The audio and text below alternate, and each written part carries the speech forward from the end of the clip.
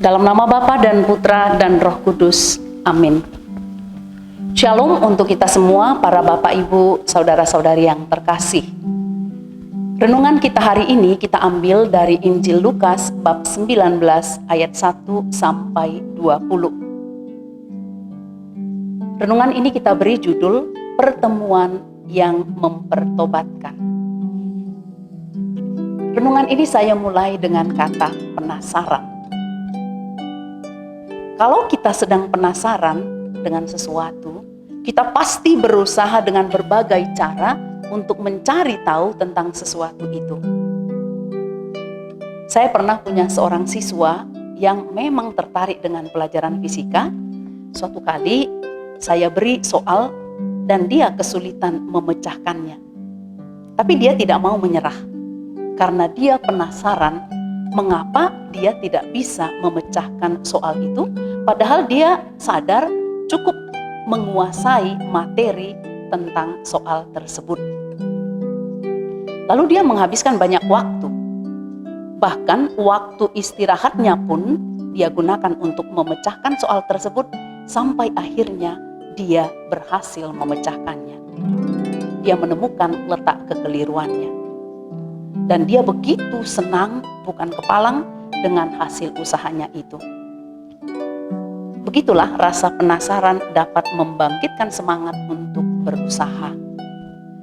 Injil hari ini juga menceritakan tentang Zakheus yang penasaran ingin melihat seperti apakah Yesus yang pada masa itu, kalau dengan istilah sekarang mungkin bisa dikatakan sedang viral. Yesus memiliki banyak followers, memiliki banyak pengikut pada waktu itu dan menjadi bahan perbincangan di mana-mana karena ajaran dan mukjizat-mukjizat yang dilakukannya. Lalu karena penasaran, ketika Yesus lewat, Zakheus ingin melihatnya. Sementara keinginan itu terhalang karena tubuhnya pendek dan orang begitu ramai mengerumuni Yesus sehingga ia tidak dapat melihat. Maka tanpa mempedulikan apapun, termasuk bahwa dia orang yang sangat kaya, yang tentu saja secara materi memiliki posisi yang terhormat di masyarakat, tanpa mempedulikan itu semua, dia berlari dan langsung memanjat pohon supaya dia bisa melihat Yesus. Tujuannya memang hanya satu, melihat Yesus untuk memenuhi rasa penasarannya. Tidak ada tujuan lain. Namun sesuatu yang tidak diduganya terjadi.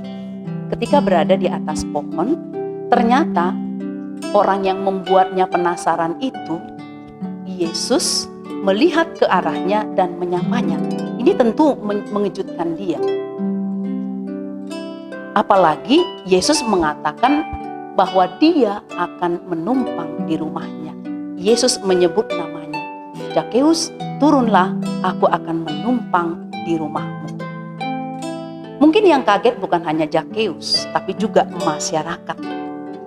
Bagaimana mungkin seorang yang dielu-elukan, yang dianggap hebat, yang dianggap orang suci, mau menumpang di rumah orang yang dianggap berdosa? Jangan-jangan Yesus tidak mengenal dia, mungkin begitu pemikiran orang pada masa itu. Tetapi Zakheus tidak peduli. Dia mengatakan, Tuhan, separuh dari milikku akan kuberikan kepada orang miskin. Dan sekiranya ada yang kuperas, akan kukembalikan 4 kali lipat. Pertemuan dengan Yesus telah mengubah Zakheus. Dia berubah dari seorang pendosa yang mengumpulkan uang dengan memeras pajak melalui pajak, memeras masyarakat melalui pajak, menjadi seseorang yang dengan sukarela memberikan kepada orang lain apa yang sudah dimilikinya. Pertemuan Zakheus dengan Yesus telah mengubah dan mempertobatkan dirinya. Bapak, Ibu, Saudara-saudari yang terkasih dalam Kristus, pengalaman Zakheus ini mengundang kita juga untuk bertanya, apakah aku masih memiliki kerinduan untuk melihat Yesus seperti kerinduan yang dimiliki Zakheus? Apakah juga pertemuan dengan Yesus memberi dampak perubahan atau pertobatan dalam diriku? Atau sama sekali tidak berpengaruh? Kita sekarang sudah menjadi pengikut Kristus. Mungkin kita tidak penasaran lagi dengan sosok Yesus. Kita punya banyak kesempatan untuk bertemu dengannya dan mendengarkan sapaannya pada kita. Kita siap setiap hari bisa mendengarkan dia menyapa kita lewat sabdanya. Apalagi di zaman ini dengan begitu banyaknya media, di mana dan kapan saja pun kita bisa mendengarkan sapaan Tuhan, mendengarkan sabdanya. Tapi masalahnya adalah, apakah kita masih memiliki kerinduan untuk mendengarkannya? Atau kalaupun kita mendengarkannya setiap hari, apakah sabda itu berdampak dalam kehidupan kita? Misalnya ketika